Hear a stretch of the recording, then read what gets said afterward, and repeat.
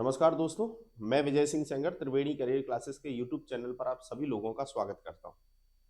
कैसे हैं सभी लोग? उम्मीद है बेहतर होंगे और आपकी तैयारी भी एक अच्छी स्थिति पर चल रही होगी। दोस्तों, हम लोगों ने पॉलिटी सब्जेक्ट को स्टार्ट किया था, जिसमें से कुछ क्लासेस इंट्रोडक्शन क्लासेस हो चुकी हैं। काफ़ी दिनों बाद ये वीडियो आ रहा है, तो अब सीरीज कंटिन्यू रखेंगे और इसमें जो हमारा मेन टॉपिक जो संविधान है उसको हम लोग आज स्टार्ट कर रहे हैं। सबसे पहले बात की जाए भारतीय संविधान की,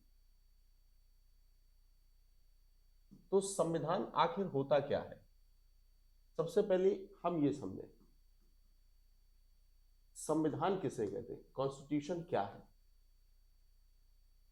तो कहा जाता है, इसको डिफाइन करने के लिए अलग अलग परिभाषाएं हैं, जिसमें से मुख्यतः कहा जा सकता है कि जो संविधान है वो किसी भी देश का एक ऐसा डॉक्यूमेंट कहलाता है जिसके आधार पर उस देश की शासन व्यवस्था या पॉलिटिकल स्ट्रक्चर को एग्जीक्यूट किया जाता है। सिंपल भाषा में कहें तो किसी भी देश में कानून, नियम, विनियम आदि का एक कॉम्बिनेशन फॉर्म, एक समुच्चय देश का क्या कहलाता है? संविधान।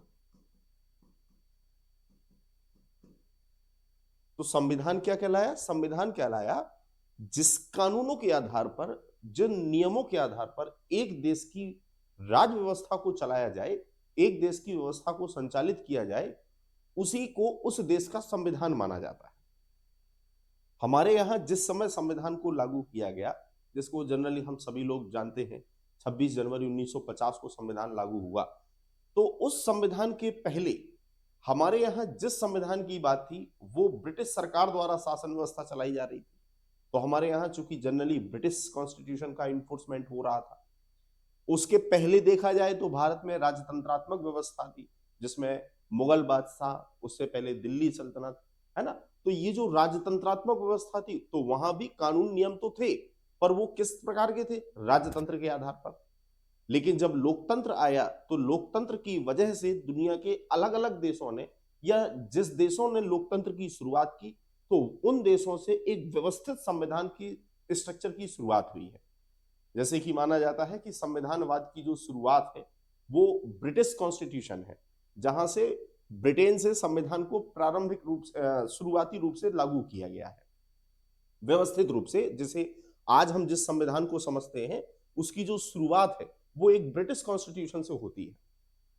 अब ब्रिटिश कॉन्स्टिट्यूशन में 1689 में एक क्रांति हुई थी, जिसको हम ग्लोरियस रिवॉल्यूशन बोलते हैं, वहां से शुरुआत है।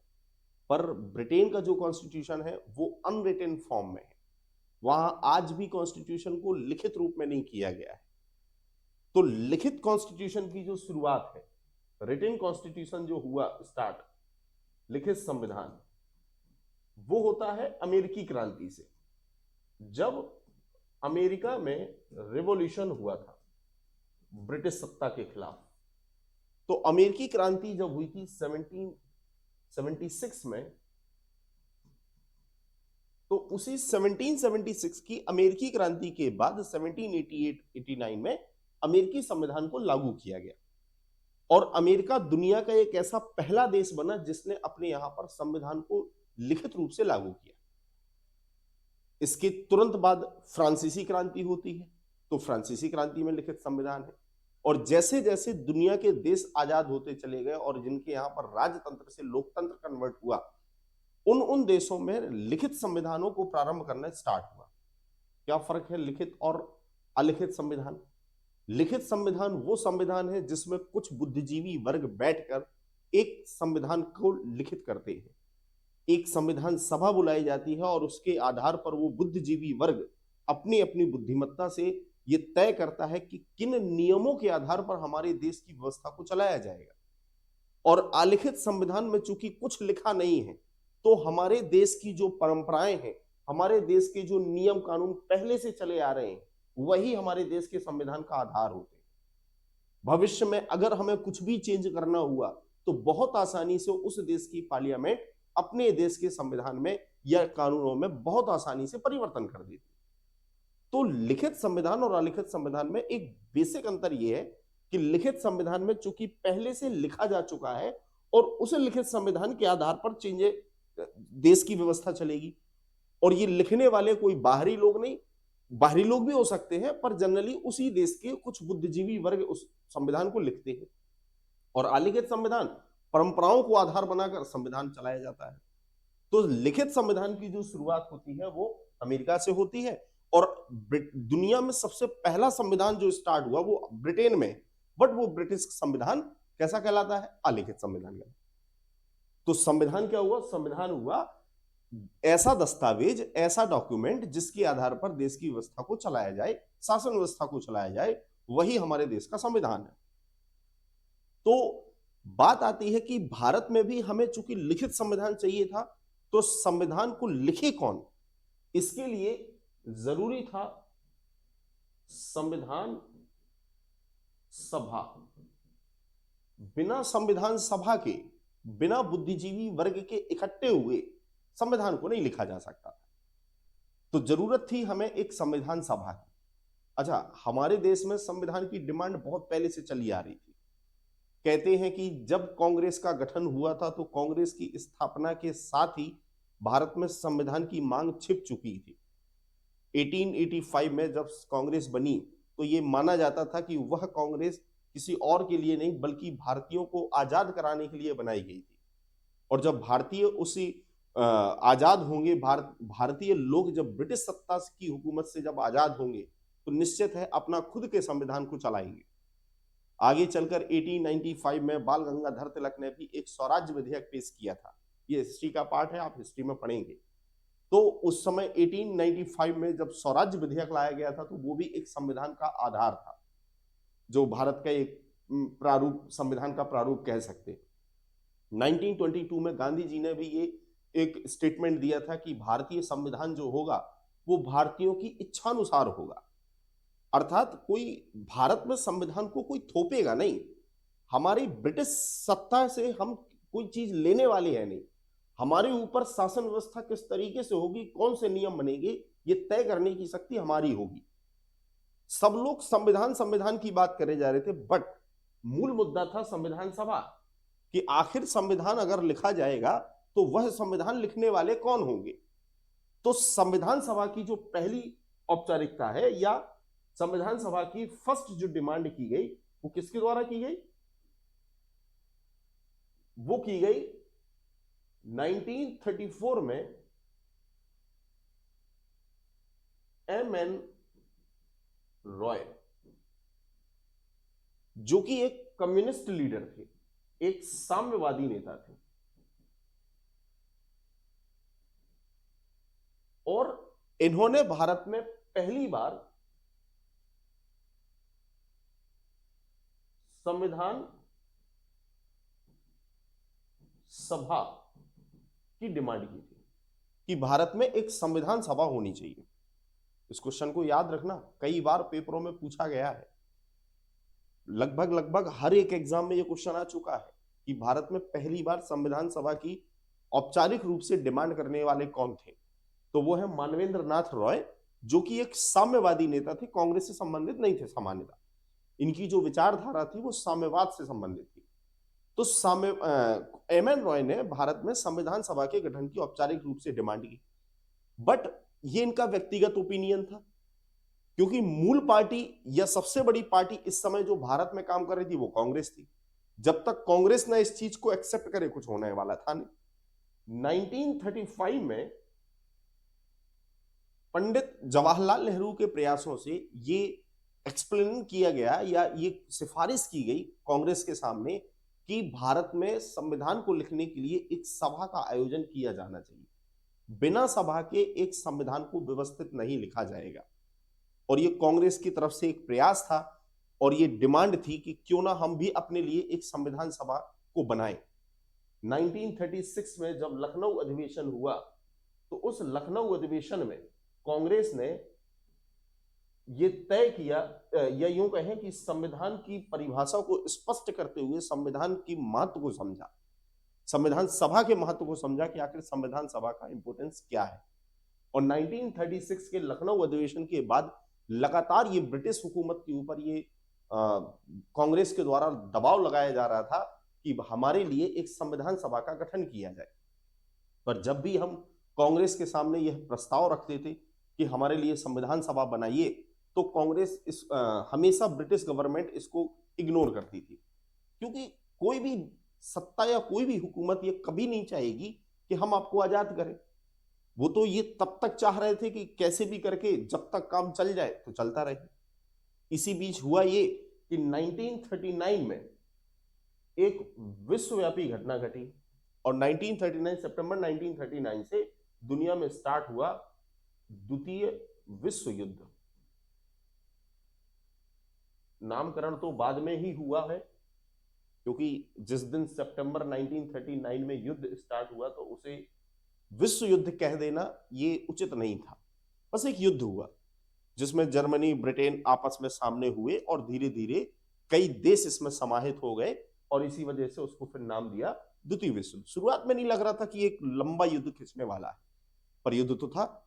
और जब ये युद्ध बढ़ा तो फिर इस समय हमारे लिए एक मौका मिला कांग्रेस के लिए, और कांग्रेस को मौका यह था कि ब्रिटिश सरकार से हमने ये अपील की कि अगर जब तक हमें इस युद्ध का परिणाम न बताया जाए तब तक भारतीय इस युद्ध में साथ नहीं देंगे, इसका ब्रिटिश हुकूमत का। अगर ब्रिटिश सरकार चाहती है कि भारतीय सेना भारतीय लोग ब्रिटिशर्स का साथ दे तो पहले यह तय करें कि आखिर इस युद्ध से हमें मिलने वाला क्या है, क्या हमें इस युद्ध का कुछ बेनिफिट है। और हमारा मेन उद्देश्य क्या था? मेन उद्देश्य था कि हमारे लिए एक संविधान सभा को आयोजित किया जाए, क्योंकि स्वतंत्रता से पहले हम चाहते थे कि भारत में अपना खुद का संविधान हो, और संविधान तभी हो सकती है जब हमारे लिए क्या बनाई जाए, संविधान सभा को गठित किया जाए। बिना इसके होने वाला था नहीं। तो 1939 में जब हमने ये डिमांड की तो इस डिमांड को ब्रिटिश सरकार ने इग्नोर किया, लेकिन जब युद्ध खिंचता गया तो ब्रिटिशर्स की आवश्यकता थी कि भारतीयों को मनाए, तो इसी बीच एक फर्स्ट प्रपोजल भारत में भेजा गया जिसको नाम दिया गया अगस्त प्रस्ताव 1940, जिसे कहा जाता है अगस्त ऑफर 1940। और इस अगस्त ऑफर में भारतीयों के लिए यह कहा गया कि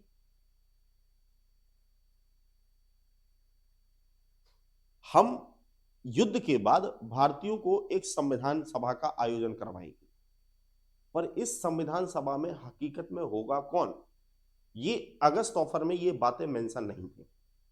इस संविधान सभा के जो लेखक होंगे या इस संविधान सभा में जो सदस्य होंगे वो ब्रिटिश सत्ता के होंगे या भारतीय होंगे, इस बात की कोई क्लियरिटी नहीं थी।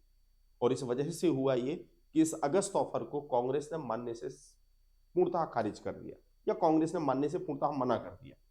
और परिणाम ये निकला कि जो अगस्त ऑफर जो ब्रिटिश सरकार भारत के लिए लेकर आई वो असफल हो गया। हम अपने काम करने लगे। बाहर कांग्रेस वाले लोगों ने फिर यहाँ पर एक नए आंदोलन की रूपरेखा तैयार की, जिसे हम इतिहास में भारत छोड़ो आंदोलन के नाम से जानते हैं 1942 में। पर 1942 तक आते आते हालात ये थे, द्वितीय विश्व युद्ध में यूरोप में हालात बहुत बिगड़ चुके थे और ऐसा लग रहा था कि शायद जर्मनी या हिटलर पूरे यूरोप पर कब्जा करने की फिराक में हो चुका था या करने ही वाला था। ये आलम था कि अगर थोड़ा सा और एक तरफ से अमेरिका और अगर रसिया अगर साथ ना देते 1942 में, तो हालात ये थे कि शायद यूरोप का बहुत बड़ा एरिया ब्रिटेन को छोड़ दें तो बाकी पूरे यूरोप पर लगभग जर्मनी का कब्जा हो चुका था। और इसी वजह से ब्रिटिश प्रधानमंत्री के ऊपर ये लगातार दबाव बढ़ रहा था, विंस्टन चर्चिल के ऊपर, विंस्टन चर्चिल के ऊपर ये लगातार प्रेशराइज किया जा रहा था कि कैसे भी करके भारतीयों को इस युद्ध में शामिल करो, भारतीय सेना को इस युद्ध में शामिल करो और भारत के आंतरिक हिस्सों में हो रहे आंदोलन को खत्म करके उनको मनाने की कोशिश की जाए। और हुआ ये कि 1942 में एक ब्रिटेन के कैबिनेट मंत्री थे जिनका नाम था स्टेफोर्ड क्रिप्स। स्टेफोर्ड क्रिप्स को एक नए प्रपोजल के साथ भारत भेजा जाता है और इसी को इतिहास में एक नाम दिया जाता है, क्रिप्स मिशन 1942। इसी का नाम है क्रिप्स मिशन 1942। क्रिप्स मिशन ने भारतीयों की उन सारी मांगों को स्वीकार कर लिया जो कांग्रेस चाह रहे थे। और कांग्रेस चाह क्या रहे थे कि हमें एक स्वतंत्र राज्य चाहिए। कहा बिल्कुल मिलेगा, पर वो मिलेगा युद्ध के बाद। एक संविधान सभा होनी चाहिए, वो भी होगा। सारी औपचारिकताओं को लगभग लगभग पूरा किया जा चुका था, पर एक समस्या ये आ रही थी कि इस समय कांग्रेस के साथ एक दूसरी बड़ी पार्टी थी जिसका नाम था, एक कांग्रेस और दूसरी जो पार्टी थी उसका नाम था मुस्लिम लीग।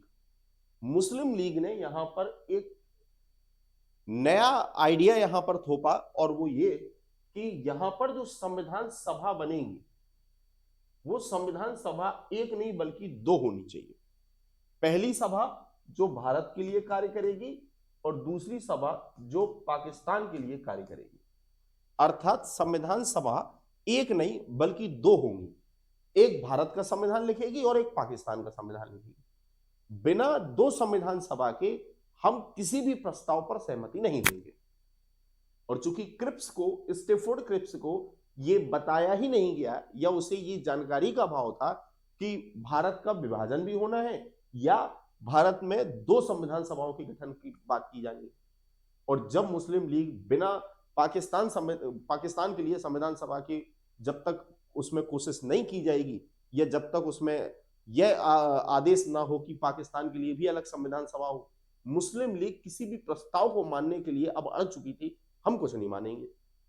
और परिणाम यह निकला कि स्टेफोर्ड क्रिप्स के जो सुझाव थे या स्टेफोर्ड क्रिप्स का जो प्रपोजल था कहीं ना कहीं वो भी फेल हो गया, क्योंकि वो ना कांग्रेस तो चाहती थी कि स्वीकार करे और मुस्लिम लीग ने मानने से मना कर दिया। हालांकि कुछ लोग ये भी कहते हैं, दावा करते हैं कि कांग्रेस भी इसको मान नहीं रही थी। इतिहासकारों के द्वारा ये कहा भी जाता है। कारण है क्योंकि गांधी जी ने जैसे कहा था क्रिप्स मिशन को कि ये एक बैंकक्रप्ट होने वाली जो बैंक है उसके द्वारा दिया गया एक चेक है ना, जो पोस्ट डेटेड चेक जिसे संज्ञा दी गई है ना, कि ये ऐसी बैंक द्वारा दिया जा रहा है जो बैंकक्रप्ट हो चुकी है। अर्थात जिसका खुद का दिवाला निकलने वाला हो और वो फिर हमें चेक दे, क्या मतलब का निकलता है, वो वैसे ही बातें हैं। बहरहाल जैसे ही ये हुआ तो इसकी बात को जब अस्वीकार कर दिया गया तो फिर इसके बाद नया एक प्रपोजल भारत में भेजा जाता है। पर ये प्रपोजल आता है कब? ये आता है जब द्वितीय विश्व युद्ध खत्म हुआ। 1945 में विश्व युद्ध के खत्म होने के बाद ब्रिटेन में इलेक्शन हुए और उसी इलेक्शन में एक नई सरकार बनी लिबरल पार्टी की या लेबर पार्टी की, जिसके प्राइम मिनिस्टर थे क्लीमेंट एटली। और क्लीमेंट एटली ने भारतीयों को स्वतंत्र करने के लिए या जितने औपनिवेशिक राष्ट्र थे उनको आजादी दिलाने के लिए भारत में एक नया प्रपोजल भेजा गया संविधान सभा के लिए और उसका नाम था कैबिनेट मिशन 1946। इसको कैबिनेट मिशन क्यों कहते हैं? तो इसमें चूंकि 3 कैबिनेट मंत्री थे।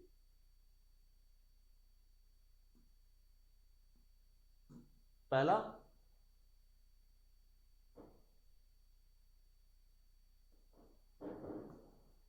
पैट्रिक लॉरेंस, दूसरा स्टेफोर्ड क्रिप्स, तीसरा AB अलेक्जेंडर। ये 3 लोग थे। पैट्रिक लॉरेंस यहां पर अध्यक्ष थे और बाकी ये जो 2 लोग थे ये सदस्य थे। और तीनों के तीनों कैबिनेट मंत्री थे, इसलिए इनको नाम दिया गया कैबिनेट मिशन 1946। ध्यान रखना, कैबिनेट मिशन 1946 के जो चेयरपर्सन थे उनका नाम पैट्रिक लॉरेंस था। ये क्वेश्चन पूछा जा चुका है तो थोड़ा याद बनाए रखिएगा। कैबिनेट मिशन में जो प्रोविजंस किए गए थे, शुरुआत में कैबिनेट मिशन के प्रपोजल को भी लीग मानने से मना कर रही थी, क्योंकि इस मिशन में भी कहीं ना कहीं केवल एक ही संविधान सभा के गठन का प्रस्ताव था, और वो था भारत के लिए संविधान सभा बनाना। और जबकि लीग चाहती थी कि संविधान सभा 2 हो, पर लीग ने काफी मशक्कत करने के बाद फाइनली 6 जून 1946 को यह स्वीकार कर लिया कि हम कैबिनेट मिशन के सुझावों को एक्सेप्ट करते हैं या इस प्रपोजल को स्वीकार करते हैं। और जब 6 जून 1946 को लीग ने एक्सेप्ट कर लिया, तो फिर उसके बाद 25 जून 1946 को कांग्रेस ने भी कैबिनेट मिशन की रिकमेंडेशंस को स्वीकार कर ली। और फाइनली ये कैबिनेट मिशन ही वो आधार बना जिससे भारत में संविधान सभा का गठन हुआ। तो आपसे क्वेश्चन पूछा जाएगा, भारत में संविधान सभा का गठन किसकी अनुशंसा पर किया गया, किसकी रिकमेंडेशन पर संविधान सभा का गठन हुआ? तो वो प्रस्ताव कौन सा है? Cabinet mission 1946। और उस कैबिनेट मिशन में टोटल 3 मेंबर थे। पैट्रिक लॉरेंस चेयरपर्सन थे, AB अलेक्जेंडर और स्टेफोर्ड क्रिप्स ये 2 सदस्य थे। अब कैबिनेट मिशन को स्वीकार क्यों किया गया? क्या उसमें सिफारिशें थी जिसके आधार पर हमारे यहां संविधान सभा बनी? तो कुछ रिकमेंडेशंस, सिफारिशों को हमें याद रखना है। सारी तो नहीं करना पड़ती, बट कुछ रिकमेंडेशंस हमारे लिए जरूरी है। सबसे पहला, संविधान सभा में जो सदस्य संख्या थी वो फिक्स की गई कि संविधान सभा की जो सदस्य संख्या होगी वो कितनी होगी? 389।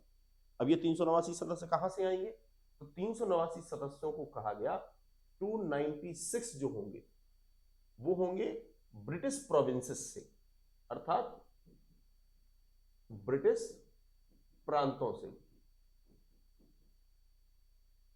और 93 जो सदस्य होंगे ये चुने जाएंगे, ये आएंगे देसी रियासतों से, प्रिंसली स्टेट से।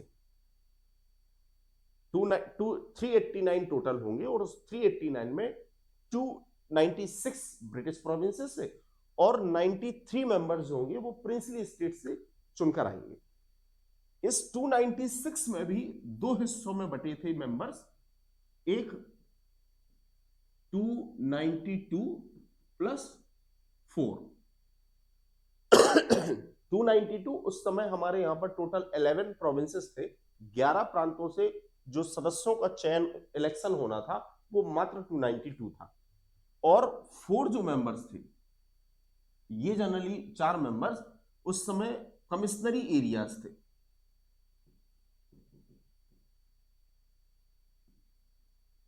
कमिश्नरी क्षेत्र थे और वो 4 थे दिल्ली, कुर्ग, बलूचिस्तान और अजमेर। ये 4 कमिश्नरी क्षेत्रों से 4 सदस्यों का चयन होना था। तो 4 सदस्य हो गए कमिश्नरी क्षेत्र से और प्लस 292 हो गए कहां से? 11 प्रांतों से, जो उस समय हमारे यहां 11 प्रांत थे। फिर से रिपीट कर दूं, पहला पॉइंट क्या है? कैबिनेट सदस्यों में सदस्य संख्या 389 फिक्स की गई, जिसमें से 296 इलेक्ट होना थे। और वो 296 में भी 2 कैटेगरी थी, एक 292 प्लस 4। 292 उस समय प्रांत थे, वहां से इलेक्ट होना थे। 4 सदस्य कमिश्नरी एरिया थे। इसको अगर आज सरल भाषा में समझ लो तो प्रांत मतलब स्टेट है, जो भारत में आज की डेट में 28 स्टेट्स हैं। कमिश्नरी एरियाज का अर्थात वो एरिया थे जिस पर कमिश्नरी सिस्टम लागू था। जैसे आज हमारे यहाँ पर यूनियन टेरिटरीज है, जो टोटल 8 यूनियन टेरिटरीज हैं। तो उस समय 4 कमिश्नरी एरिया थे। चारों जगह के नाम मैंने लिखे हैं। यहां से चारों सीटों से 4 सदस्य इलेक्ट होकर आना थे। तो 4 ये और 292 ये, टोटल 296 जिनका इलेक्शन था, और 93 देसी रियासतों से थे। पहली चीज। दूसरा, सदस्यों की संख्या 389 ही क्यों? 400 कर देते, लमसम 300 कर देते, ज्यादा आसान हो जाना था, हमारे लिए भी याद करना आसान होता। पर ये जो सीटें थी ये तुक्के में नहीं थी, इन सीटों का जो निर्धारण था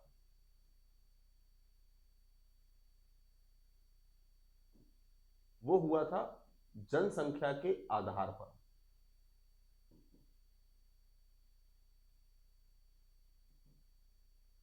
सीटों का निर्धारण जनसंख्या के आधार पर किया गया और कहा गया प्रत्येक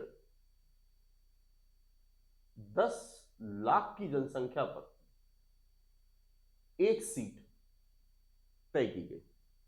पर मिलियन पॉपुलेशन पर एक मेंबर इलेक्ट होकर आना था, या 10 लाख की जनसंख्या जिस एरिया में होगी उस 10 लाख की जनसंख्या का एक रिप्रेजेंटेटिव होगा। जनसंख्या बहुत थी, लगभग 36 करोड़ 10 लाख के आसपास की भारत में उस समय जनसंख्या थी, और उस 36 करोड़ 10 लाख की जनसंख्या से टोटल हमारे यहां पर सीटें कितनी बनाई गई? 389। तो ये हवाबाजी नहीं थी, भारत में उस समय जनसंख्या के आधार पर सीटों का निर्धारण हुआ।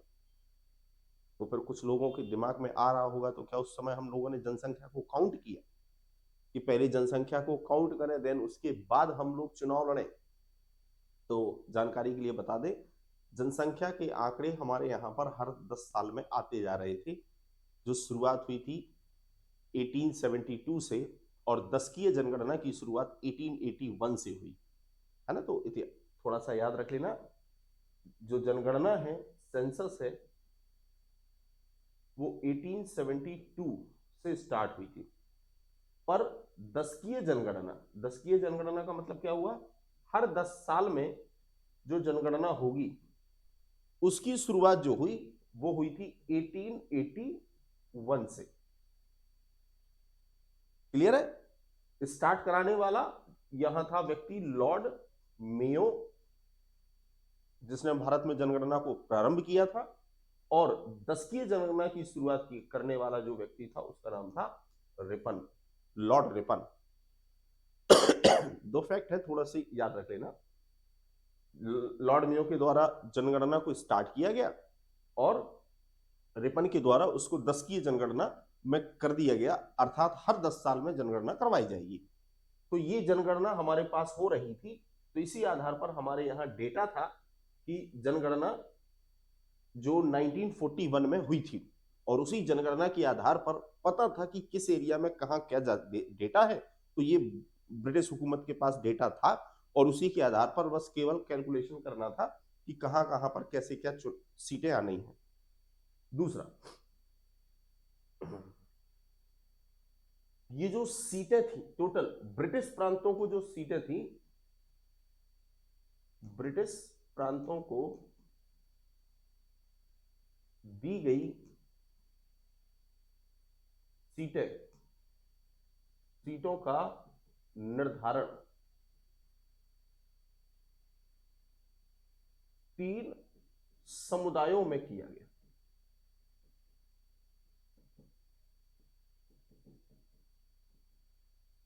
जितनी ब्रिटिश प्रोविंसेस को जो सीट दी गई थी, कितनी सीटें थी? 296।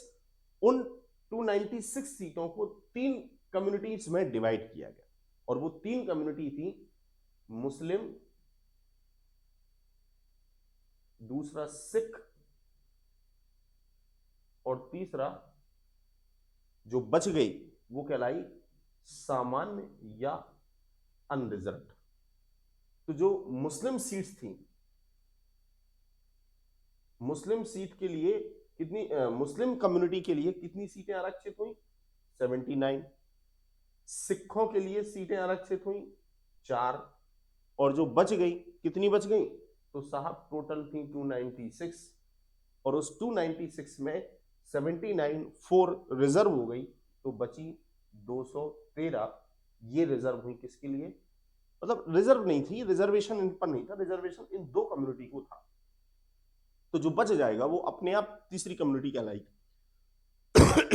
3 कम्युनिटी में पूरी ब्रिटिश सीटों को डिवाइड कर दिया, और यही वो वजह थी जिसकी वजह से मुस्लिम लीग ने इस प्रपोजल को एक्सेप्ट किया था, क्योंकि लीग को ऐसा लगता था कि बाहर से तो पाकिस्तान पाकिस्तान बहुत कर लिए, एक बार हमें इस सिस्टम के अंदर घुसना आना चाहिए, और एक बार जब हम इस सिस्टम के अंदर आएंगे तो अपनी बात को हम बहुत ही जोर शोर से दमखम के साथ रखेंगे कि हमारे लिए एक सेपरेट कंट्री होनी चाहिए, और वो पाकिस्तान हो। तो इसलिए वो चाहते थे कि संविधान सभा का हिस्सा बने और उसके बाद पाकिस्तान की डिमांड को तेज किया जाए। और उन्हें ऐसा लगा कि चूंकि जो मुस्लिम के लिए सीटें आरक्षित हैं, तो इन सीटों पर केवल और केवल मुस्लिम लीग के सदस्य होंगे, क्योंकि वो मुसलमानों के लिए आरक्षित है, और बाकी जो सीटें हैं उस पर भी हम चुनाव लड़ेंगे, तो हो सकता वो भी हमारी हो जाए। तो एक मेजॉरिटी का माहौल थोड़ा सा डेवलप होगा कांग्रेस और लीग के बीच में। पर उन्हें कौन समझाए कि क्या मुस्लिम कम्युनिटी को दी गई सीटें केवल मुस्लिम लीग के लिए थोड़ी थी। इन सीटों पर तो कांग्रेस के भी तो मुसलमान चुनाव लड़ सकते हैं, मुसलमानों के लिए सीटें आरक्षित है, मुस्लिम लीग और कांग्रेस के लिए नहीं। तो कांग्रेस पार्टी भी अपने मुस्लिम कैंडिडेट को चुनाव लड़ेगी। हाँ, ये बात अलग है कि जीतने की प्रोबेबिलिटी मुस्लिम लीग के सदस्य को ज्यादा हो सकती है, खासतौर से उस प्रांत में जिस एरिया में सबसे ज्यादा मुस्लिम कम्युनिटी के लोग रहते हैं, जैसे कि उत्तर पश्चिम भारत और पूर्वी भारत। तो उसमें कोई शंका नहीं थी, पर लीग को यह बात अच्छी लगी और इसीलिए उसने इस प्रपोजल को एक्सेप्ट किया। बहरहाल आगे आते हैं। इसके बाद फिर बात आती है कि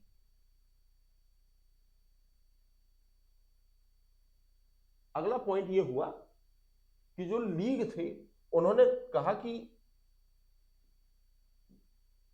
चुनाव जो थे कितने, या ये समझ लो कि देसी रियासतों को जो सीटें दी गई कितनी थी, 93 सीटों का निर्धारण यह होना था कि वहां पर रियासतों के प्रमुखों द्वारा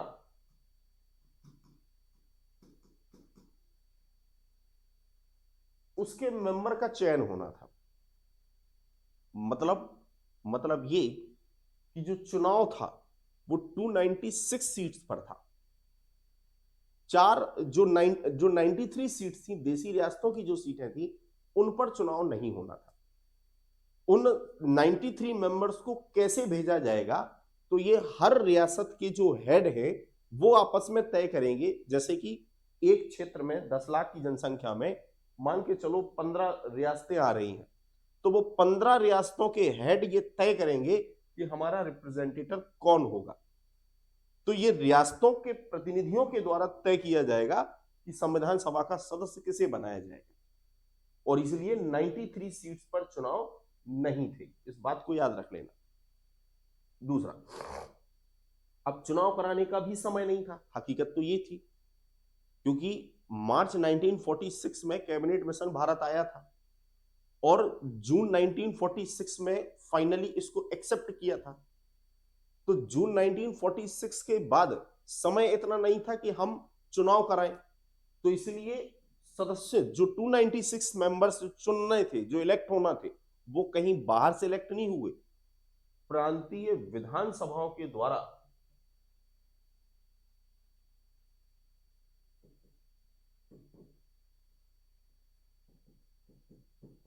सदस्यों का क्या करवाया गया, चुनाव संपन्न हुआ। सिंगल ट्रांसफरेबल वोट सिस्टम के माध्यम से प्रांतीय विधानसभा के सदस्यों का चुनाव होना था, एकल संक्रमणीय मत पद्धति के द्वारा। अब ये सिस्टम क्या है, ये कौन सी मेथड है, इसको हम प्रेसिडेंट इलेक्शन में डिटेल में समझेंगे। अभी हाल फिलहाल बस याद रखना, एकल संक्रमणीय मत प्रणाली के द्वारा प्रांतीय विधानसभाओं के द्वारा सदस्यों का निर्वाचन हुआ। सिंगल ट्रांसफरेबल वोट सिस्टम, इस मेथड से संविधान सभा के सदस्यों का चुनाव संपन्न कराया गया। और इसमें चुनाव में भाग लेने वाले जो लोग थे वो कोई और नहीं बल्कि विधानसभाओं के सदस्य थे जो पहले चुन लिए गए थे। और अब जून जुलाई में संविधान सभा के सदस्यों का चुनाव हुआ, और जब संविधान सभा के सदस्यों का चुनाव हो गया तो उसके बाद जब रिजल्ट आया चुनाव का, तो अच्छा कितनी सीटों पर वोट पड़े, ध्यान रहे, कितनी सीटों पर वोट पड़े कमेंट बॉक्स में जरूर बताएं। तो जब रिजल्ट आया तो उस रिजल्ट में यह देखा गया कि जो कांग्रेस पार्टी थी, कांग्रेस पार्टी के पास जो सीट आई वो आई 208, 208 सीटें जो कांग्रेस ने जीती। फिर इसके बाद मुस्लिम लीग जो दूसरी सबसे बड़ी पार्टी थी उसके पास सीट आई 73, और जो छोटी छोटी पार्टियां थी या कुछ निर्दलीय जो मेंबर थे उनके पास टोटल सीट आई 15। और इस आधार पर कुल सीटों का निर्धारण हो चुका था।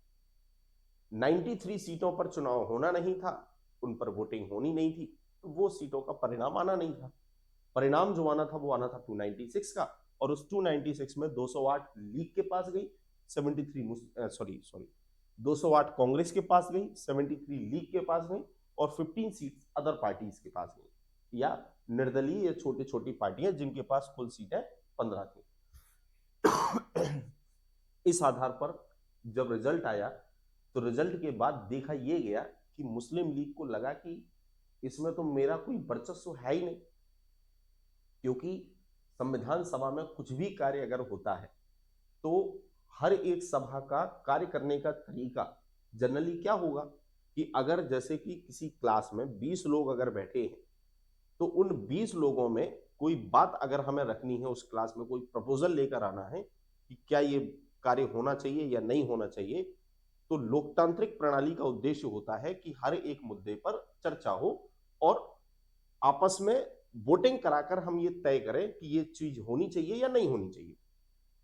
और वोटिंग जनरली उसी फेवर में होगी जिसमें एक विचारधारा के लोग हों, और यहां पर चूंकि एक विचारधारा या एक पार्टी के लोगों की संख्या 208 है और जो दूसरी आइडियोलॉजी है, दूसरी विचारधारा है, उसकी संख्या 73 है, तो अब अगर सभा में कोई भी प्रस्ताव लाया जाएगा तो उस प्रस्ताव में कांग्रेस की मेजॉरिटी होने की वजह से जनरली वही बातें आगे बढ़नी है। मुस्लिम लीग का तो कोई अस्तित्व है नहीं, जो उसने सोच रखा था कि हम बराबर से टक्कर देंगे, यहां वो परिणाम सामने नहीं आया। और इसी वजह से हुआ ये कि मुस्लिम लीग का जो हेड था मोहम्मद अली जिन्ना, उसने ये तय कर रखा था कि अब हम इस संविधान सभा का बहिष्कार करेंगे, बायकॉट करेंगे, ये सभा मेरे काम की नहीं, और बायकॉट करने का डिसीजन लिया। और जब बायकॉट करने का डिसीजन लिया तो फिर क्या करें, हम देश तो बनाना है, तो इसीलिए 16 अगस्त 1946 को मोहम्मद अली जिन्ना ने एक सभी मुस्लिम लीग के सदस्यों को इकट्ठा करते हुए ये आह्वान किया कि हमें जो अभी तक हम पाकिस्तान की जो डिमांड है वो बहुत आसानी से मांग रहे थे या शांतिपूर्ण तरीके से पाकिस्तान कर रहे थे, वो अब हमें इतने आसानी से मिलने वाला है नहीं। और यहां पर एक बहुत ही भड़काऊ भाषण देते हुए जिन्ना ने ये लोगों से अपील की कि अब हमें अपनी प्रतिक्रिया को तेज करना पड़ेगा। और मुस्लिम लीग ने इसी 16 अगस्त को एक नाम दिया कि यह हमारी प्रत्यक्ष कार्यवाही दिवस का दिन है, डायरेक्ट एक्शन डे के रूप में 16 अगस्त को सेलिब्रेट किया गया था। और कहते हैं कि यही 16 अगस्त से भारत में दंगों की प्रक्रिया प्रारंभ हो चुकी थी, और खास तौर से भारत के एक उत्तर पश्चिम वाला एरिया जो आज भारत का नहीं रहा, और एक भारत का पूर्वी बंगाल वाला एरिया।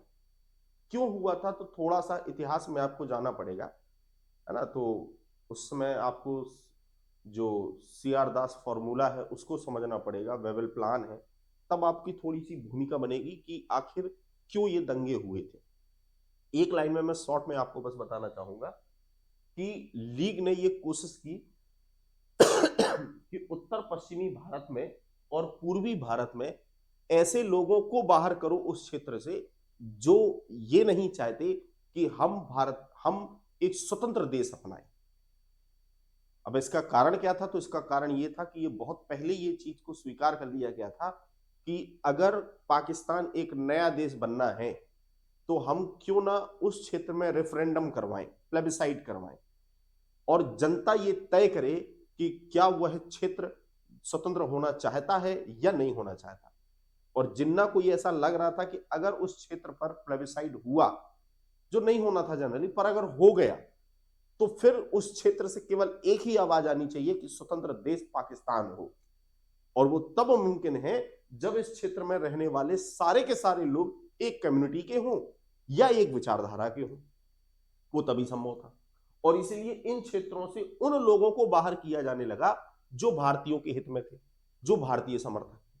और इसीलिए कहा जाता है कि इन 16 अगस्त के बाद भारत में दंगों की प्रक्रिया बहुत तेजी से बढ़ गई थी। तो मुस्लिम लीग ने अपना काम करना अलग तरीके से स्टार्ट किया, लेकिन जब कांग्रेस के पास मेजॉरिटी मिली तो यहां पर कांग्रेस को एक नया कार्य करने का कार्य करने को आदेशित किया गया। और 2 सितंबर 1946 को पंडित जवाहरलाल नेहरू की अध्यक्षता में बनाई गई एंटरिम गवर्नमेंट, अंतरिम सरकार का गठन किया गया। और ये अंतरिम सरकार का गठन सीधी सी बात थी कि इसलिए थी क्योंकि भारत में अब संविधान को लिखा जाना था। और सबसे महत्वपूर्ण कि अब जिस समय संविधान का कार्य होगा तो उस समय चूंकि कैसे कानून व्यवस्था चलाई जाएगी, अंग्रेज अगर भारत को छोड़कर जाएंगे तो यहां पर शासन व्यवस्था को कौन एग्जीक्यूट करने वाला है, तो वो कौन होगी? ये अंतरिम सरकार होगी जो भारत में तब तक कार्य करेगी जब तक भारत के संविधान को लागू नहीं किया जाता। जब अंतरिम सरकार बनी तो सिंपल सी बात थी कि सरकार अगर है तो उस सरकार का अपना कैबिनेट होगा, अर्थात अपनी एक मंत्री परिषद होगी। तो कई बार एक क्वेश्चन यहां से पूछ लिया जाने के चांसेस होते हैं, और पूछा जाता है कि अंतरिम सरकार की जो मंत्री परिषद थी उस मंत्री परिषद में किस व्यक्ति को कौन सा मंत्रालय दिया गया। अब ये एक तरीका है रट्टा मारो, और रट्टा मार के जो टेबल है उसको पढ़ो, याद करो, 8, 10, 15 नाम जितने भी हैं उनको रटने की कोशिश करो, क्योंकि निश्चित है एक आध पूछ लेता है कभी कभी। कोशिश मैं करता हूं थोड़ा सा कि मैं आपको याद कराने की कोशिश करूं। जैसे सबसे पहले बात आती है पंडित जवाहरलाल नेहरू, ये उस अंतरिम सरकार में क्या बनाए गए?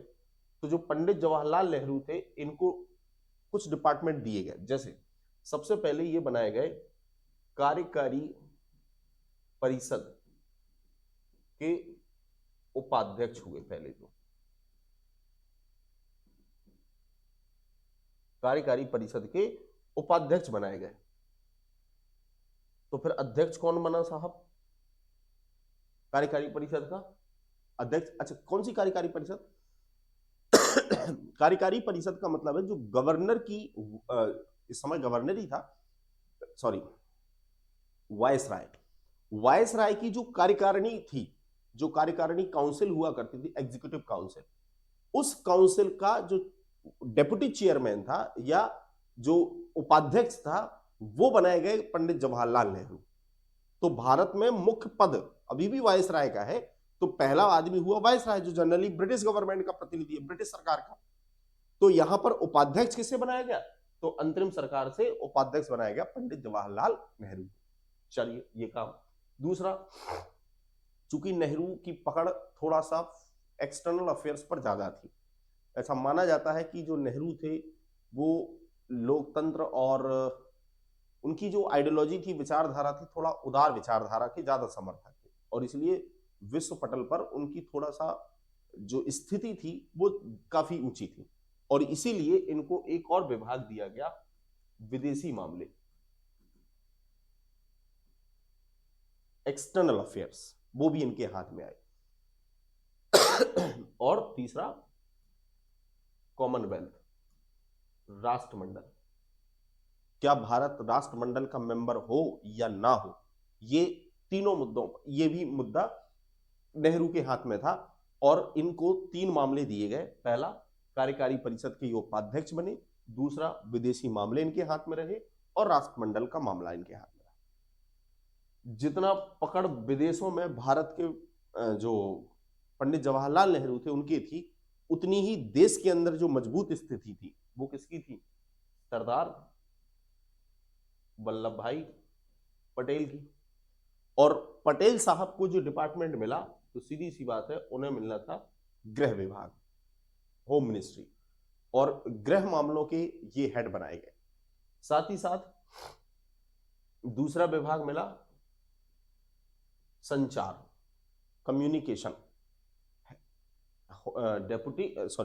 होम मिनिस्ट्री और संचार व्यवस्था, कम्युनिकेशन, ये किसके हाथ में आया? सरदार पटेल के। राजेंद्र प्रसाद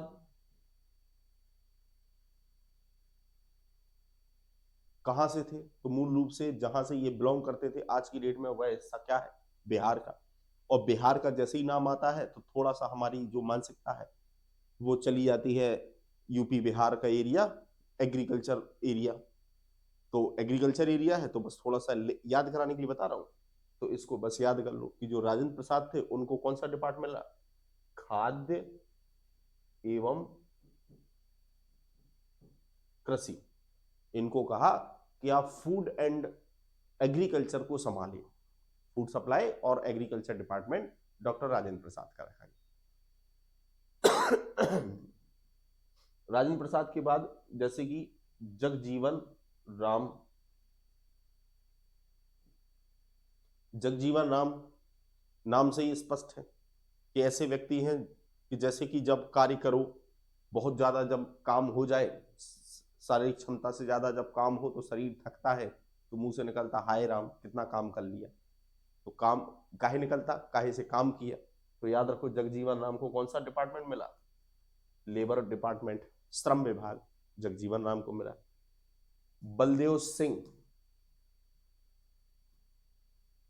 जैसा नाम वैसा काम, ताकतवर नाम है बलदेव सिंह, तो इनसे कहा कि तुम रक्षा विभाग संभालो, सो इनको दे दिया रक्षा डिपार्टमेंट, डिफेंस।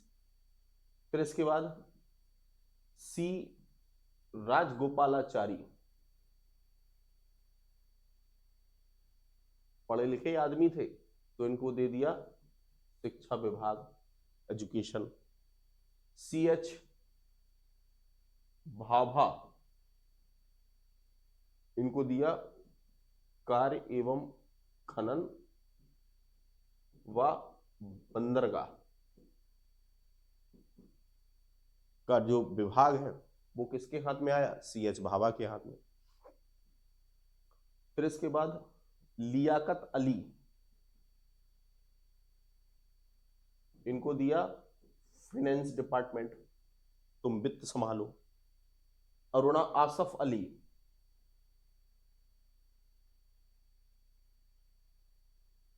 इनको दे दिया रेलवे। फिर इसके बाद गजनफर अली खां,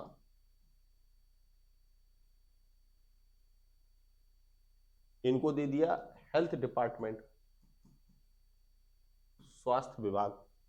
और इस तरीके से 2 सितंबर 1946 को जो अंतरिम सरकार बनाई गई, उस अंतरिम सरकार के ये सारे लोग उस अंतरिम सरकार के सदस्य थे जिनको अलग अलग विभाग दिया गया।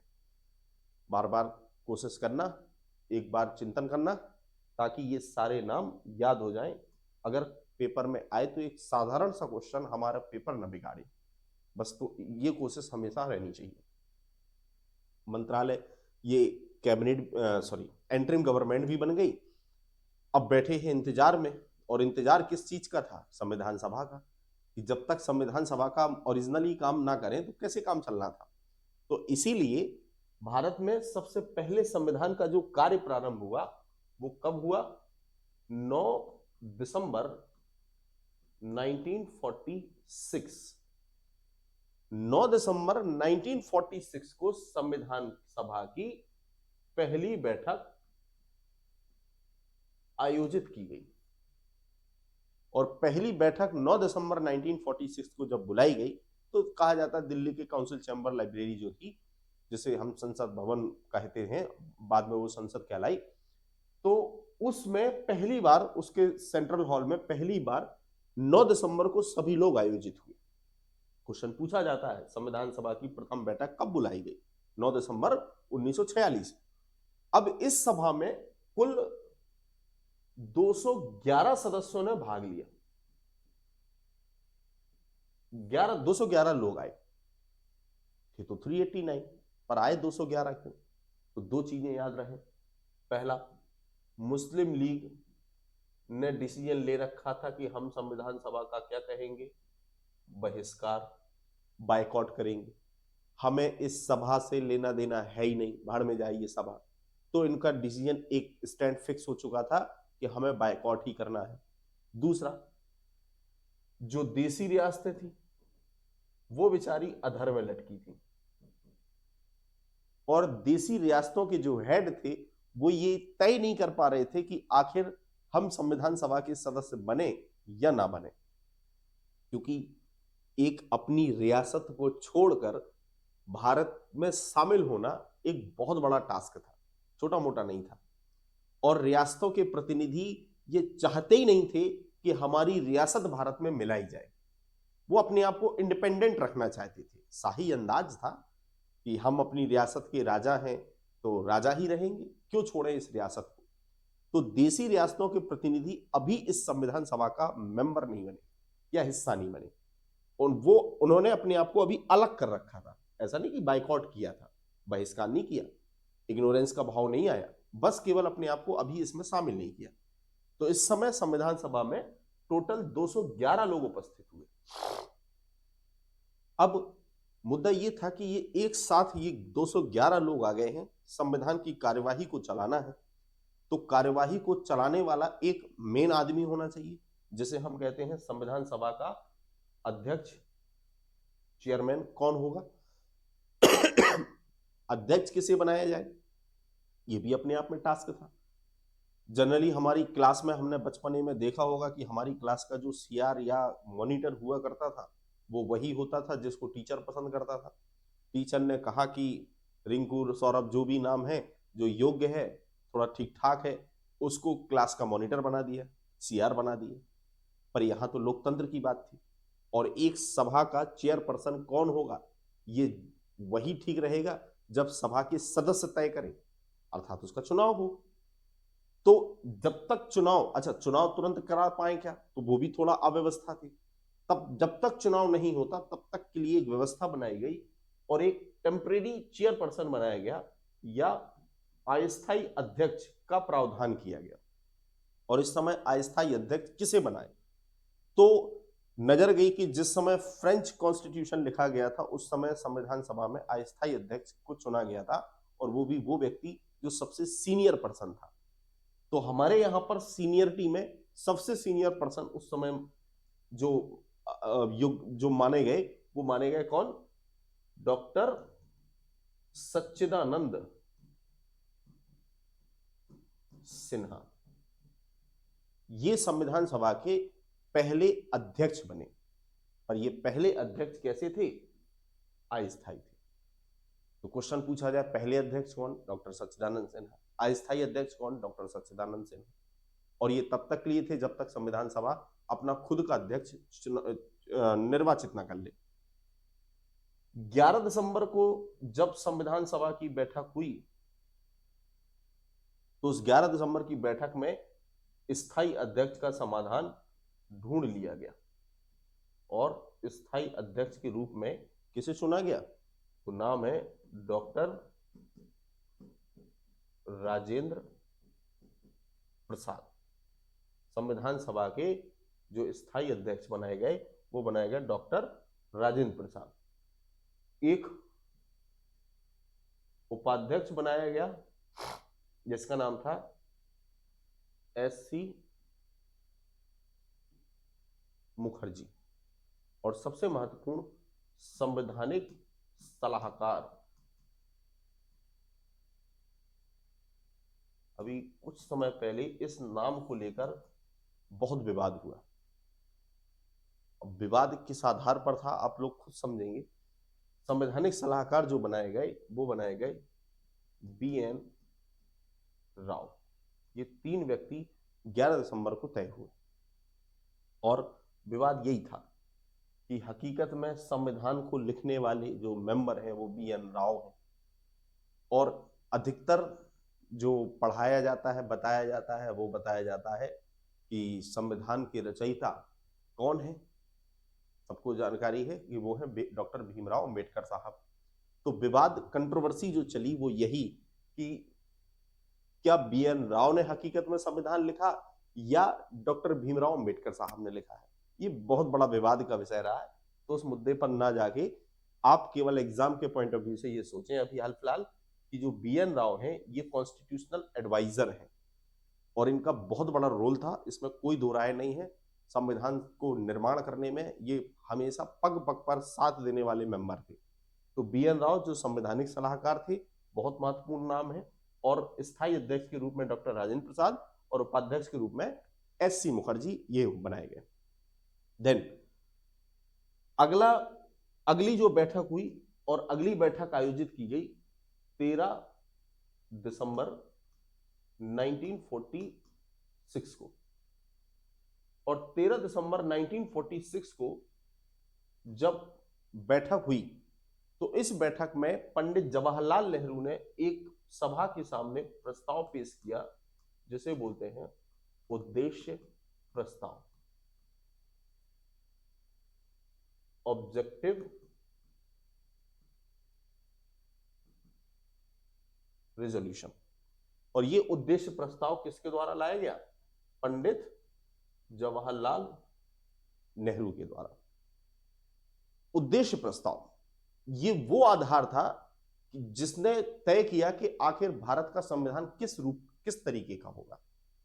इस प्रस्ताव में पंडित नेहरू ने वो बातें मेंशन की कि आखिर हम किस तरीके से संविधान को बनाना चाहते हैं, हमारा संविधान का उद्देश्य क्या होगा, हमें लोगों को कौन से अधिकार उपलब्ध करवाने हैं, हम किस प्रकार के न्याय की बात करते हैं, क्या है हमारे संविधान का उद्देश्य।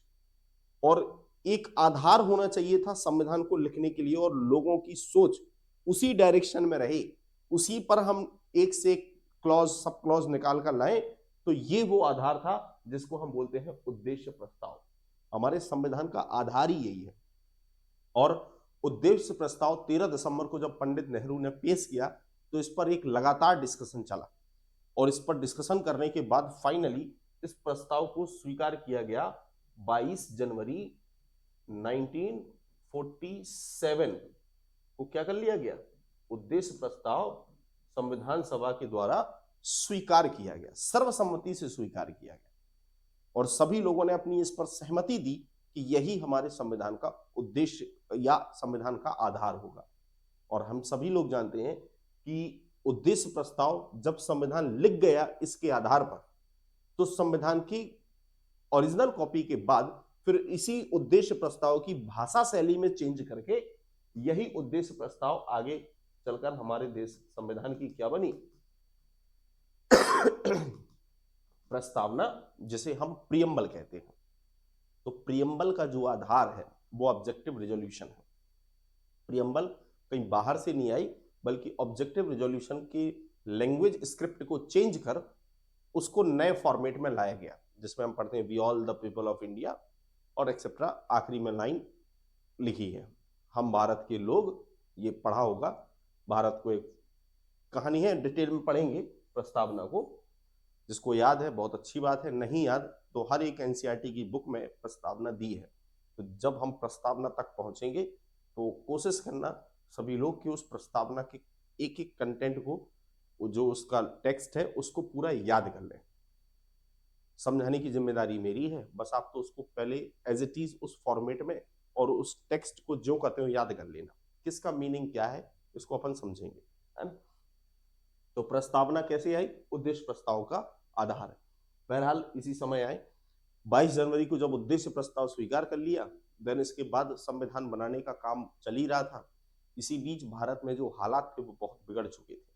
हम सभी को पता है कि मुस्लिम लीग ने 16 अगस्त 1946 को एक बहुत बड़ा कार्य प्रारंभ किया, जिसको हम लोग डायरेक्ट एक्शन डे के रूप में मना रहे हैं, या मुस्लिम लीग मनाती थी। जब ब्रिटिश सत्ता को ये लगने लगा कि भारत पर अब शासन करना थोड़ा सा कठिन होता जा रहा है और महंगा भी था, कोई दो राय नहीं, तो कैसे हम इन भारतीयों के इन दंगों को समाप्त करें, कैसे इनमें एक सोशल हार्मनी डेवलप करें, जो संभव नहीं था पर कोशिश तो करना थी। और इसी बीच ब्रिटिश प्रधानमंत्री ने, क्लीमेंट एटली ने, एक नए वायसराय को भारत भेजा, और वो कोई और नहीं बल्कि कौन थे? लॉर्ड माउंटबेटन थे। और लॉर्ड माउंटबेटन को यही काम दिया गया कि भारत में जो चल रही जो अव्यवस्था है, इस अव्यवस्था को खत्म करते हुए कैसे भी करके इनका समाधान निकालो और स्थायी समाधान निकालो। लॉर्ड माउंटबेटन जब भारत आते हैं तो भारत में आने के बाद उन्होंने जितने भारत के सभी बड़े बड़े नेता थे उन सभी लोगों से मुलाकात की, और मुलाकात करने के बाद कंक्लूजन यही निकाला कि बिना पार्टीशन के ये दंगे अब रुकने वाले हैं नहीं, और इसका सॉल्यूशन केवल एक है, वो है इंडिया पार्टीशन, भारत विभाजन। भारत विभाजन के इस प्रस्ताव को कई लोग अस्वीकार कर रहे थे, जिसमें सबसे बड़ा विरोध स्वयं महात्मा गांधी का था। वो नहीं चाहते थे कि भारत विभाजन हो, पर कई समझाइश बुझाइश होने के बाद फाइनली गांधी जी भी इस कड़वे सत्य को पी गए कि अब भारत का भविष्य नो डाउट भारत विभाजन में ही है, अन्यथा ये चीजें रुकने वाली है नहीं। और जब लॉर्ड माउंटबेटन को सभी लोगों से क्लीन चिट मिल गई तो उनके द्वारा 3 जून 1947 को एक योजना पारित करवाई गई और उसको नाम दिया गया माउंटबेटन प्लान या माउंटबेटन योजना, जो 3 जून 1947 को पास हुई। और उस माउंटबेटन योजना से तय हुआ भारत विभाजन, इंडिया पार्टीशन। क्वेश्चन दो तरीके का हो गया।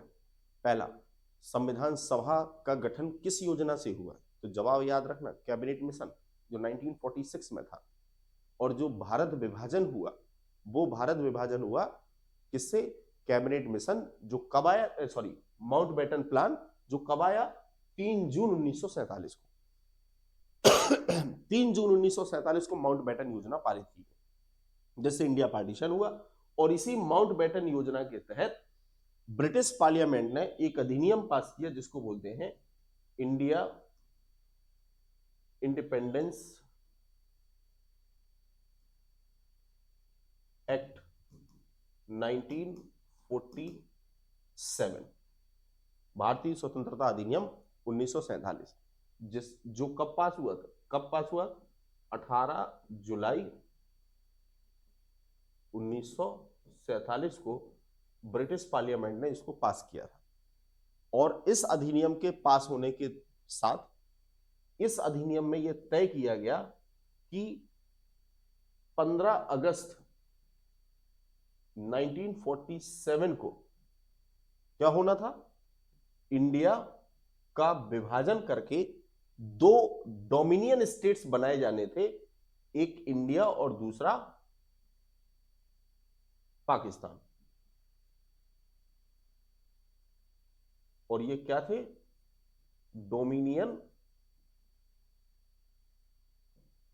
स्टेट। ये 2 डोमिनियन राज्यों के गठन की तय हो चुका था कि ये जो भारतीय स्वतंत्रता अधिनियम 18 जुलाई 1947 को ब्रिटिश संसद ने पास करवाया, उस अधिनियम में 2 स्वतंत्र डोमिनियन राज्यों का गठन करवाया गया। अब भारत एक नहीं बल्कि 2 हिस्सों में बट गया। और जब भारत 2 हिस्सों में बट गया तो सीधी सी बात थी कि जो संविधान सभा का जो स्ट्रक्चर था वो भी कहीं ना कहीं बदलना था। क्यों? क्योंकि हमारे यहां पर संविधान सभा जो बनाई गई थी, उस संविधान सभा के सदस्य जो तय किए गए थे उसका आधार जनसंख्या थी। और जब जनसंख्या आधार थी तो भारत विभाजन से जनसंख्या का एक हिस्सा पाकिस्तान में जाने वाला था। और इस वजह से संविधान सभा की जो स्ट्रक्चर था, जो रूप था, वो बदल गया। तो अब हमारी संविधान सभा में जो सदस्यों की संख्या है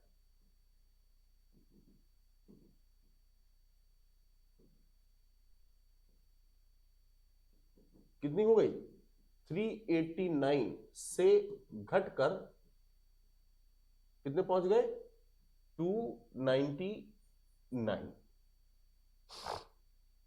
ये एक नया डेटा। संविधान सभा में सदस्यों की संख्या 389 से घटकर 299 पर रह गए। क्यों? क्योंकि कुछ सदस्य कहां चले गए, पाकिस्तान में, जो स्वाभाविक था। इस 299 में डेटा है 229 प्लस 70। तो थोड़ा सा इतना तो दिमाग में आ रहा होगा कि 229 थे ये थे प्रांतों से, और 70 जो मेंबर थे ये थे देसी रियासतों से। कुछ नया है नहीं, वही सब कहानी है, बस डेटा बदल गया है। दूसरा, संविधान सभा अब एक किस्म से एक स्वायत्त निकाय हो चुकी थी, या यूं कहें कि संविधान सभा अपने आप में एक संप्रभु निकाय बन चुकी थी। और संप्रभु निकाय का मतलब है कि अब उसके ऊपर न किसी प्रकार का कोई आंतरिक दबाव था, न कोई बाह्य दबाव था कि हम किस तरीके का संविधान का निर्माण करें। अभी तक तो 15 अगस्त के पहले तो ब्रिटिश हुकूमत थी, अब उसका इंटरफेयर नहीं होना था, इसलिए कहा जाता है 15 अगस्त 1947 के बाद अब संविधान सभा एक संप्रभु निकाय के रूप में उसने कार्य करना प्रारंभ किया। दूसरा, चूंकि ब्रिटिश हुकूमत के जाने के बाद अब भारत में अगर कोई नए कानून बनना है तो कानून तो बनाएगी संसद, और चूंकि संसद तब होगी जब चुनाव होंगे, और चुनाव तब होंगे जब संविधान लागू होगा, और संविधान अभी बना नहीं।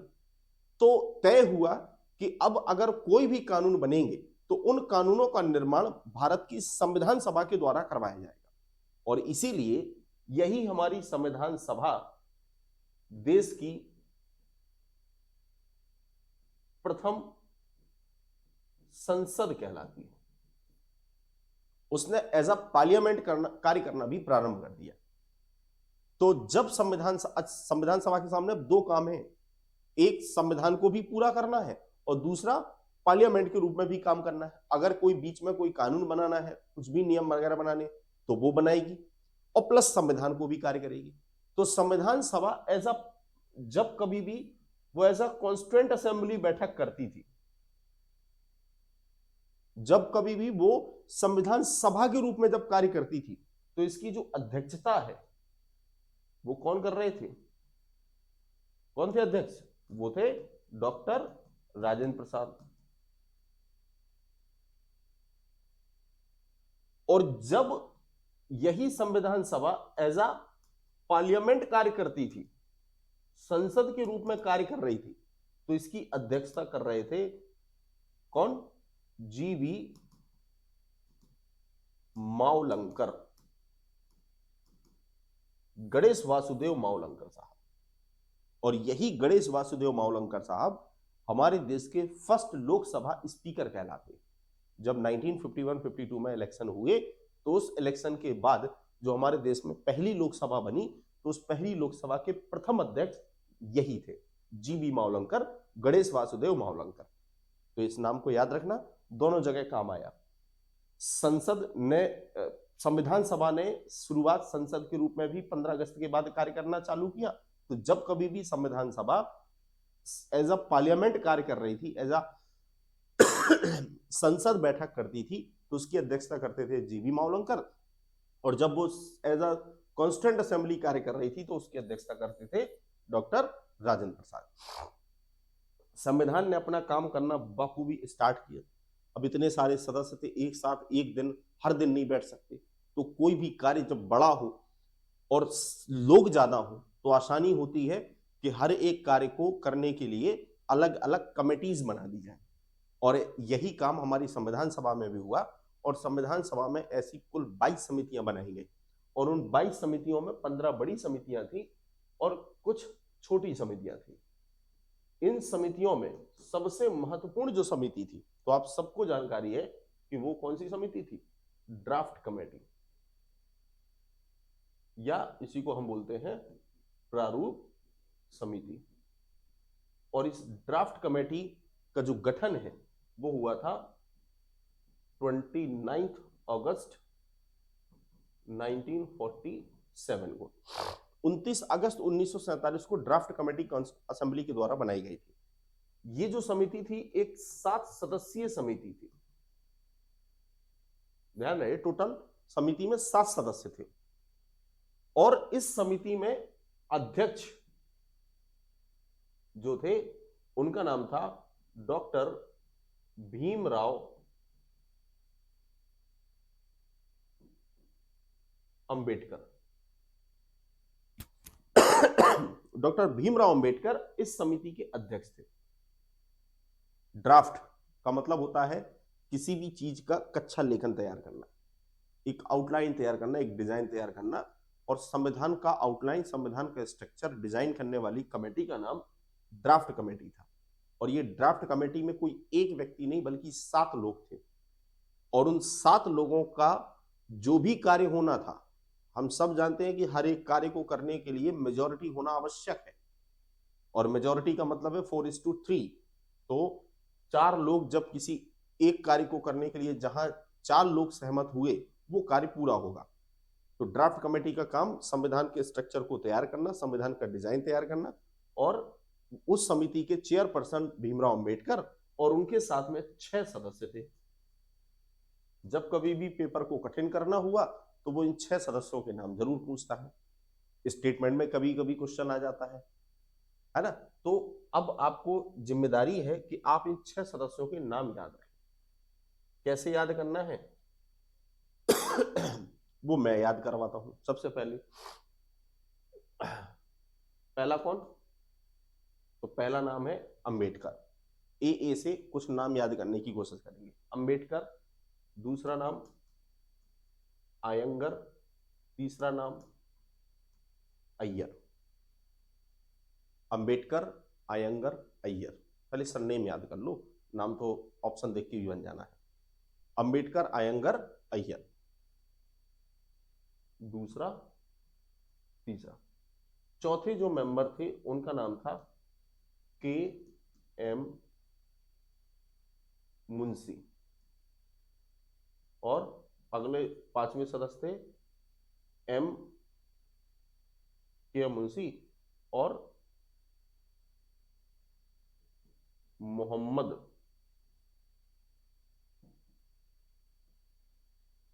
सादुल्ला। फिर से याद करो, अंबेडकर, आयंगर, अय्यर, के.एम. मुंशी, मोहम्मद सादुल्ला। बार बार बोलने की कोशिश करना, याद हो जाएंगे। अंबेडकर, आयंगर, अय्यर, के.एम. मुंशी, मोहम्मद सादुल्ला। फिर इसके बाद एक मेंबर थे बी.एल. मित्तर या मित्र, और 7वां नाम था डी.पी. खैतान। ये टोटल 7 सदस्य थे जो ओरिजिनल ड्राफ्ट कमेटी थी, जिसका गठन 29 अगस्त 1947 को किया गया था। अंबेडकर, आयंगर, अय्यर, के.एम. मुंशी, मोहम्मद सादुल्ला, बी.एल. मित्तर, डी.पी. खैतान। बी.एल. मित्तर साहब ने कुछ समय बाद स्वास्थ्य कारणों की वजह से त्यागपत्र दिया, रिजाइन दे दिया, और जब रिजाइन दिया तो फिर इसकी जगह आ गए एन.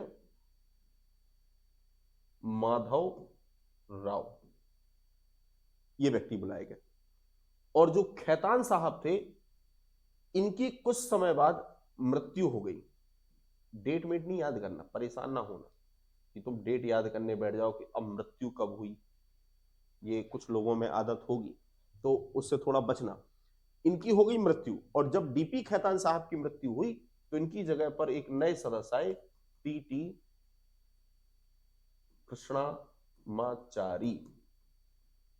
ये टोटल 7+2, टोटल 9 लोग। अगर आपसे क्वेश्चन पूछा जाएगा निम्नलिखित में से कौन ड्राफ्ट कमेटी का सदस्य नहीं था, तो आप तभी उस आंसर को टिक कर सकते हो जब आपके हाथ में ये 9 सदस्यों के नाम आपको याद हो। और 9 सदस्यों के नाम याद करने के लिए बस थोड़ा सा एक छोटा सा कार्य है, बार बार नाम लीजिए, आपको याद हो जाएंगे। अंबेडकर, आयंगर, अय्यर, के.एम. मुंशी, मोहम्मद सादुल्ला, बी.एल. मित्तर, डी.पी. खैतान। बी.एल. मित्तर की जगह जब रिजाइन दे दिया तो फिर इनकी जगह आए एन. माधवराव। याद रखो, मित्तर में एम, माधवराव में एम, दोनों को मैच कर देना। और डी.पी. खैतान की मृत्यु जब हुई तो उनकी जगह आ गए टी.टी. कृष्णामाचारी। पूरा नाम, जैसे आयंगर का पूरा नाम अगर कहें तो इनका नाम क्या है? एन गोपाल स्वामी अयंगर, और इनका पूरा नाम है अल्लादी कृष्ण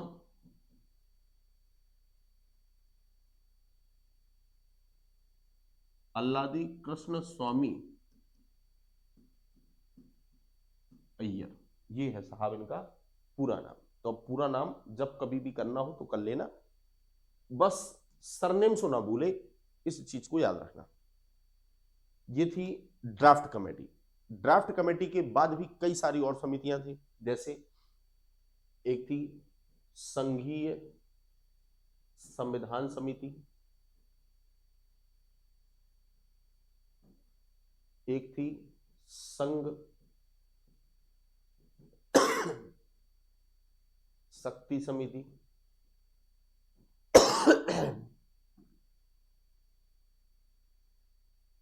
राज्य समिति।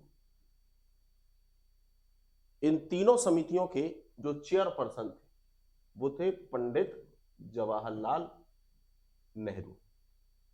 याद रख लेना, तीनों को एक साथ करना ताकि याद हो जाए। संघीय संविधान समिति, संघ शक्ति समिति और राज्य समिति, तीनों की चेयरपर्सन पंडित जवाहरलाल नेहरू। फिर इसके बाद अगली समिति प्रांतीय समिति,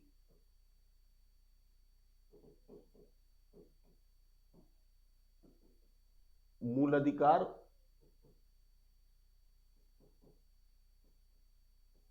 एवं अल्पसंख्यक समिति,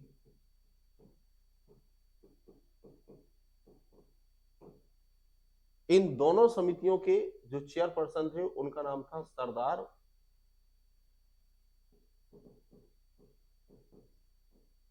वल्लभ भाई पटेल। समझ गए? मूल प्रांतीय समिति और मूल अधिकार एवं अल्पसंख्यक समिति सरदार वल्लभ भाई पटेल।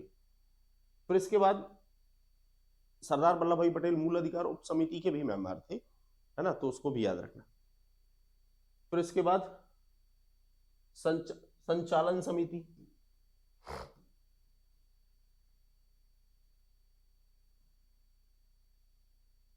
इसके अध्यक्ष कौन थे? डॉक्टर राजेंद्र प्रसाद।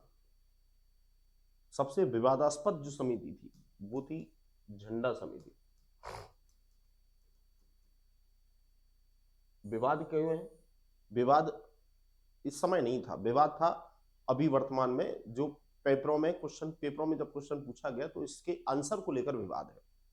झंडा समिति के जो सद अध्यक्ष हैं, कुछ लोग कहते हैं कि इसके अध्यक्ष डॉक्टर राजेंद्र प्रसाद हैं और कुछ लोग कहते हैं इसके अध्यक्ष जे.बी. कृपलानी साहब हैं। अब आंसर क्या लगाएं ये आपको तय करना है, आपको तय नहीं करना, समझ लेना। ओरिजिनली जो झंडा समिति थी वो 1923 में बन चुकी थी, बहुत पहले।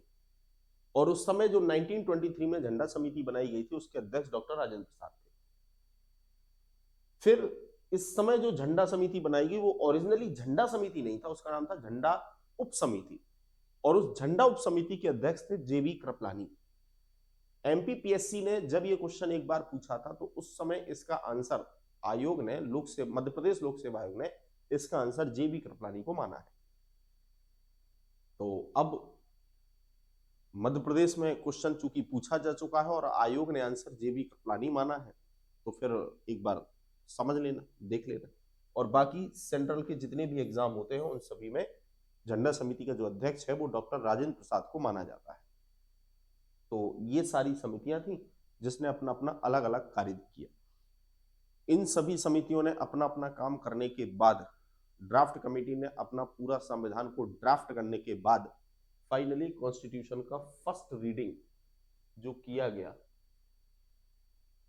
प्रथम वाचन जो हुआ संविधान का, वो हुआ 4 नवंबर 1948 को प्रारंभ हुआ और ये 4 नवंबर 1948 से लेकर 9 नवंबर 1948 तक चला।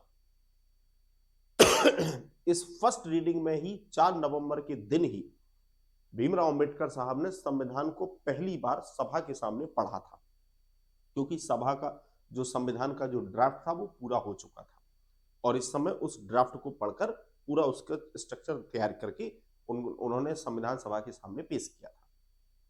सेकेंड रीडिंग जो स्टार्ट हुआ, द्वितीय वाचन, वो स्टार्ट होता है 15 नवंबर से, 15 नवंबर 1948 से प्रारंभ हुआ और जो चला था 17 अक्टूबर 1949 तक। और सेकेंड रीडिंग पूरे संविधान का एक बहुत महत्वपूर्ण वाचन था। इस समय लगभग 7200 से ज्यादा संशोधन संविधान सभा के सामने लाए गए थे कि संविधान में हमें इतने संशोधन करने हैं, और जब इतने संशोधनों को करना इतना आसान था नहीं, उसके लिए एक लंबा समय चाहिए था, क्योंकि समय ऑलरेडी बहुत खिंच चुका था।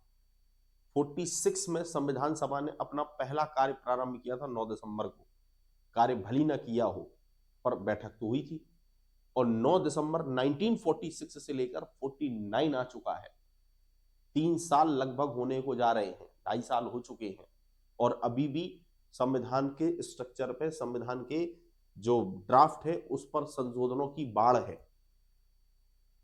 संविधान सभा ने उन संशोधनों में जो भी रिकमेंडेशन आई उनमें कहा जाता है कि लगभग 2000 के आसपास उन संशोधनों पर चर्चा हुई और बाकी संशोधनों को आखिरी में जो कहते हो एक्सेप्ट करके उन्हें इग्नोर कर दिया गया। बहरहाल ये दूसरा वाचन 17 अक्टूबर 1949 को खत्म हो चुका था और इस समय संविधान में जितना भी चेंजेस होना था वो सारा सब कुछ हो चुका था। बहुत महत्वपूर्ण था। थर्ड रीडिंग संविधान सभा का स्टार्ट हुआ 14 नवंबर 1949 से प्रारंभ हुआ, जो 26 नवंबर 1949 तक चला था और 26 नवंबर 1949 के दिन ही अंबेडकर साहब ने सभा के सामने एक रेजोल्यूशन पेश किया जिसको बोलते हैं the constitution is settled by the assembly be passed. अर्थात ये जो कॉन्स्टिट्यूशन है वो संविधान सभा के द्वारा सेटल किया गया है, बन चुका है और इस संविधान को अब सभा के द्वारा स्वीकार किया जाता है।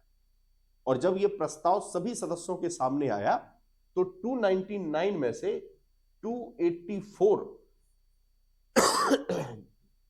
सदस्यों ने उस पर क्या कर दिए, हस्ताक्षर। और जब 284 सदस्यों ने उस रेजोल्यूशन को पास कर दिया तो इसका मतलब है कि हमारा संविधान क्या हुआ,